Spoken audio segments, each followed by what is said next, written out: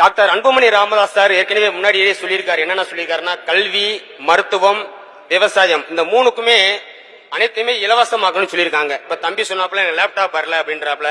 ஏன் இந்த லேப்டாப் கொடுக்கறதுக்கு பதிலா அனைத்து தனியார் கல்லூரிகளிலும் அரசு கல்லூரிகளிலும் கல்வி கட்டணம் அனைத்தும் ரத்துன்னு அறிவிச்சிருக்கலாம். அதை செஞ்சிருந்தா அனைத்து மாணவர்களும் படிச்சிருந்திருக்கலாம். இப்ப பாத்தீங்கன்னா ஒரு சில மாணவர்கள் கவர்மெண்ட் ஸ்கூல்ல படிச்சு நல்ல மார்க் எடுத்து ஒரு நல்ல பெரிய பெரிய காலேஜில் போய் சேர்ந்துறாங்க, ஒரு கவர்மெண்ட் காலேஜில் சேர்ந்துறாங்க.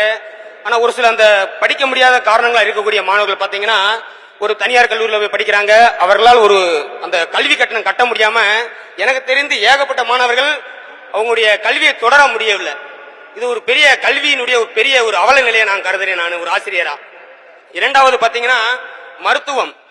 நிறைய பணம் வைத்திருக்கிறவங்க பாத்தீங்கன்னா பெரிய பெரிய ஹாஸ்பிட்டல்ல போய் நிறைய செய்யறாங்க. இப்ப ஃபார் எக்ஸாம்பிள் பாத்தீங்கன்னா மதுரை ராஜாஜி ஹாஸ்பிட்டல் போனீங்கன்னா ஒரு ஆபரேஷன் பண்றதுக்கு 4 மாசம் ஆயிருது ஒருத்தர். அதே பணம் வச்சிருந்தா 3 மணிக்கு போனீங்கன்னா 4 மணிக்கு ஆபரேஷன் ஆயிருது. ஏன் இந்த தமிழ்நாடு அரசு, இந்த தமிழகம் ஏன் இந்த மருத்துவத்தில் இன்னும் இவ்வளவு பின்தங்கி இருக்கு?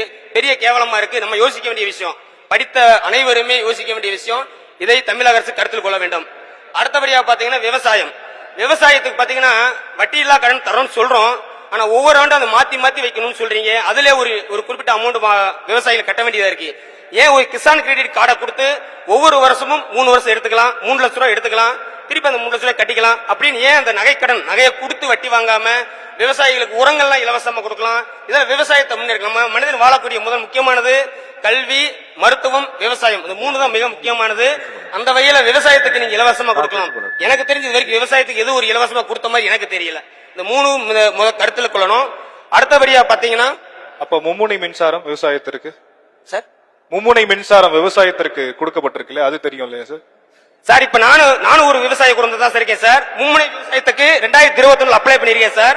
சென்ற மாதம் பாத்தீங்கன்னா ஜனவரி 2022 வரைக்கும் இலவச மின்சாரம் அறிவிச்சிருக்கீங்க.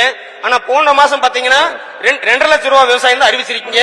இப்ப தற்பொழுது ஒரு 10 நாளைக்கு முன்னாடி பாத்தீங்கன்னா 50,000 ரூபாய்க்கான என்ன சொல்றது மின்சாரம் தான் இலவச தான் முன்மை திட்டம் தான் அறிவிச்சிருக்கீங்க. இது வரைக்கும் இலவச மின்சாரம் கொடுக்கல. 1 ஆண்டு காலம் ஆயிடுச்சு சார் இலவச மின்சாரம் கொடுத்து.